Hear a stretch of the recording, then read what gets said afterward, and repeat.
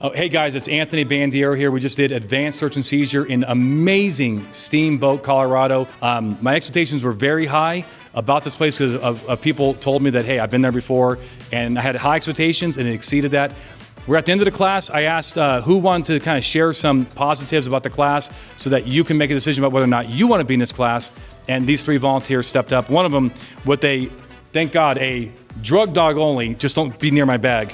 My favorite part about the course was all the explanation on consent and the different variables that go in on having valid consent to be able to effectively do our jobs where we are not going to be legally bound, right, and we're not going to have suppression of evidence. Yep. And consent is a very, very powerful tool.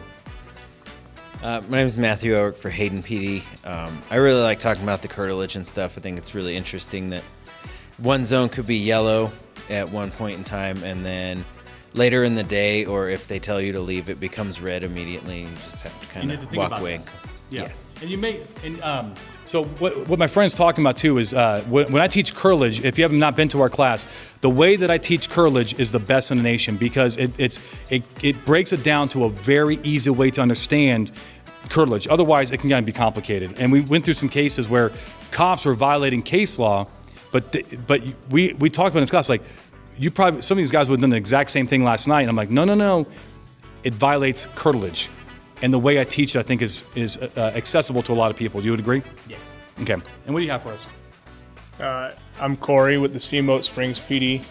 I just got out of the academy a few months ago, and a lot of this information is still fresh to me, but the way that you were able to explain it was great. The knowledge of case law and the full presentation, the PowerPoint was the best PowerPoint I've ever seen, and I've seen thousands of them at this point. Yep. And my eyes were not getting saggy, and I didn't even want to get up to use the bathroom because I didn't want to miss anything.